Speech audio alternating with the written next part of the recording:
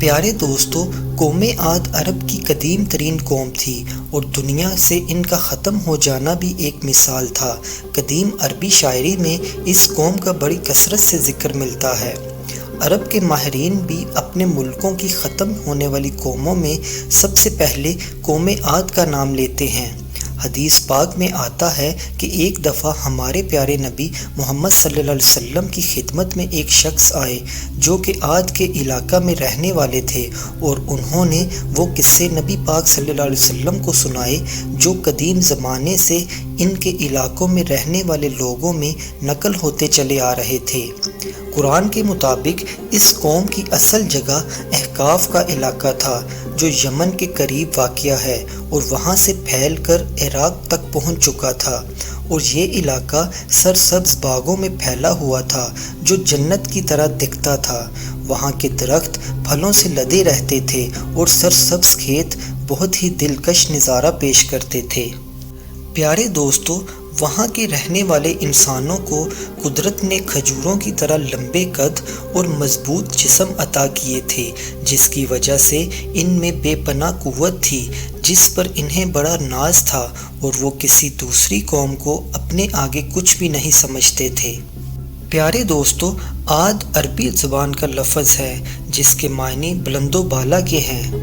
قرآن پاک میں ہے کہ اس قوم کو بہت ساری نعمتیں دے کر بتایا گیا کہ دیکھو، تمہیں نوح علیہ السلام کے بعد ان کا جانشین اور لمبا ترنگا بنایا گیا ہے اور زمین پر پھر سے آباد کیا گیا ہے، تو کامیابی کے لیے اللہ کی تمام نعمتوں کو یاد کرو اور ناشکرے مت بنو۔ تاریخی حیثیت سے اس قوم کے آثار تقریباً ختم ہو چکے ہیں، لیکن جنوبی عرب میں کہیں کہیں کچھ پرانے کھنڈر موجود ہیں جنہیں عاد کی قوم کی طرف نسبت دی جاتی ہے، اور ایک مقام پر حضرت ہود علیہ السلام کی قبر مبارک بھی مشہور ہے۔ پیارے دوستو، 1837 میں ایک انگریز بحری آفیسر کو اسم غراب میں ایک پرانی کتاب ملی جس میں حضرت ہود علیہ السلام کا ذکر موجود تھا، اور اس کتاب سے صاف پتہ چلتا تھا کہ یہ ان لوگوں کی لکھی ہوئی کتاب ہے جو ہود علیہ السلام کو ماننے والے تھے۔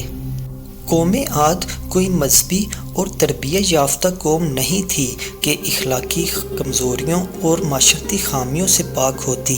ان میں بہت بڑی بڑی خامیاں موجود تھیں جن کی وجہ سے ان کا قومی کردار بہت ہی برا بن چکا تھا۔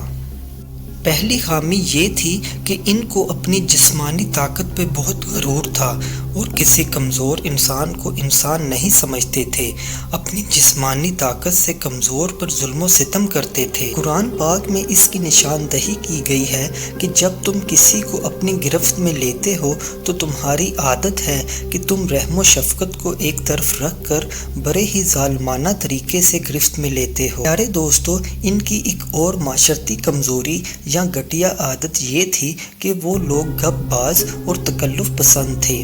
قوم عاد اپنے باپ دادا کی طرح بتوں کی پجاری اور پتھروں کے آگے ہاتھ جوڑنے والی تھی۔ انہیں اپنے سچے معبود کا پتہ ہی نہیں تھا۔ ان کی اصلاح کے لیے اللہ پاک نے حضرت ہود علیہ السلام کو ان میں بھیجا۔ آپ علیہ السلام نے آتے ہی ان کی اصلاح کرنا شروع کی کہ اے میری قوم کے لوگو، اللہ کی عبادت کرو، اس کے سوا کوئی سچا معبود نہیں ہے۔ اور حضرت ہود علیہ السلام نے ان سے یہ بھی کہا کہ مجھے خوف ہے کہ تم پر برے دن کا عذاب آ جائے گا، پر ان لوگوں پر کوئی اثر نہ ہوا، اور آپ علیہ السلام سے کہنے لگے کہ آپ ہمیں نصیحت کریں یا نہ کریں، ہمارے لیے ایک برابر ہے، ہم پر کچھ اثر نہیں ہوگا اور ہم آپ پر ایمان نہیں لائیں گے، اور اپنے بڑوں کی روایات کو نہیں چھوڑیں گے، اور آپ کو یہ بھی بتا دیں کہ ہم پر کوئی عذاب نہیں آئے گا، آپ ہمیں یوں ہی ڈرا رہے ہیں۔ اپنی قوم کی نادانی اور بے خوفی دیکھ کر آپ علیہ السلام نے افسوس کے انداز میں کہا کہ اب تم پر اللہ کا عذاب واجب ہو گیا ہے، اب تم بس انتظار کرو، عذاب آ کر رہے گا۔ انہوں نے خوف محسوس کرنے اور سمجھنے کی بجائے یہ کہا کہ اگر آپ سچے ہیں تو جس عذاب کی بات کر رہے ہیں وہ لا کر دکھائیں۔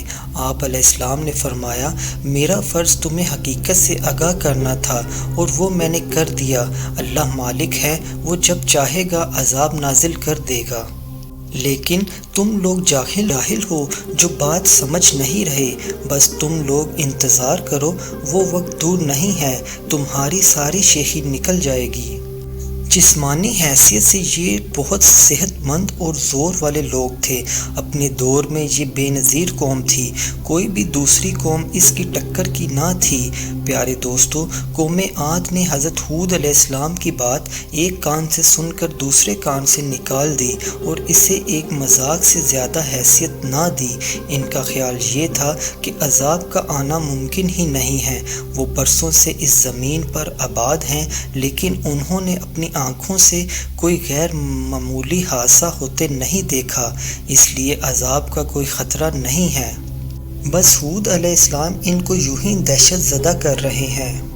نقطۂ آغاز کے طور پر پہلے خشکی کی شکل میں عذاب آیا، جو کہ ان سے ان کی تمام نعمتوں کو چھین کر لے جانے کا باعث بنا۔ یہ عذاب کیونکہ نیا نہ تھا، اس لیے قوم عاد نے اس کے بارے میں زیادہ غور نہ کیا اور اپنی حرکتوں سے باز نہ آئے۔ پیارے دوستو، پھر وہ عذاب آیا جو تاریخ میں شاید ہی کبھی آیا ہو۔ ایک تیز ہوا چلی اور جس جگہ سے بھی وہ ہوا گزری اسے بوسیدہ کر کے رکھ دیا۔ وہ ایسی ہوا تھی جو اپنے اندر کوئی بلائی نہ رکھتی تھی، نہ تو وہ خوشگوار تھی اور نہ ہی بارش لانے والی تھی۔ وہ ہوا آندھی کی صورت میں آئی تھی جس نے لوگوں کو اٹھا کر پٹک دیا۔ جس وقت یہ ہوا آ رہی تھی اس وقت عاد کے لوگ خوشیاں منا رہے تھے کہ خوب تیز ہوا آئی ہے، اب بارش ہوگی اور سبزہ ہو جائے گا، مگر جب وہ ہوا آئی تو اس نے پورے علاقے کو تباہ و برباد کر دیا۔ کہ جس دن یہ عذاب آیا تھا وہ بدھ کا دن تھا، اسی لیے لوگوں میں یہ خیال پھیل گیا کہ بدھ کا دن منحوس ہے اور اس دن کوئی کام شروع نہیں کرنا چاہیے۔ بعض اور روایات میں یہ بھی لکھا ہوا ہے کہ بدھ کو سفر نہ کیا جائے، لین دین نہ کیا جائے، یہاں تک کہ مریض کی عیادت نہ کی جائے، مگر یہ سب روایات ضعیف ہیں اور ان پر کسی عقیدے کی بنیاد نہیں رکھی جا سکتی، کیونکہ سارے دن اللہ کے بنائے ہوئے ہیں، کوئی بھی دن خود سے نہ تو نفع پہنچانے والا ہے نہ ہی نقصان۔ رات اور دن میں کوئی ایسی گھڑی نہیں ہے جو کسی کے لیے اچھی اور کسی کے لیے بری نہ ہو۔ اللہ پاک ہر وقت کسی کے لیے اچھے اور کسی کے لیے برے حالات پیدا کرتا رہتا ہے۔ پیارے دوستو، قوم عاد کے علاقے کی حالت آج ایک ریگستان جیسی ہے جس کے اندرونی حصوں میں کوئی بھی جانے کی ہمت نہیں رکھتا۔ جب کوئی قوم ظلم اور بغاوت پر آمادہ ہو جاتی ہے تو پھر اللہ پاک ایسی قوم کو صفحۂ ہستی سے ختم کر دیتا ہے اور اس کی جگہ کوئی دوسری قوم لے لیتی ہے۔ چنانچہ قوم نوح اور قوم ہود اس کی عبرت ناک مثالیں ہیں۔ اللہ پاک سے دعا ہے کہ اللہ پاک ہمیں سمجھنے کی اور نیک عمل کرنے کی توفیق عطا فرمائے۔ آمین۔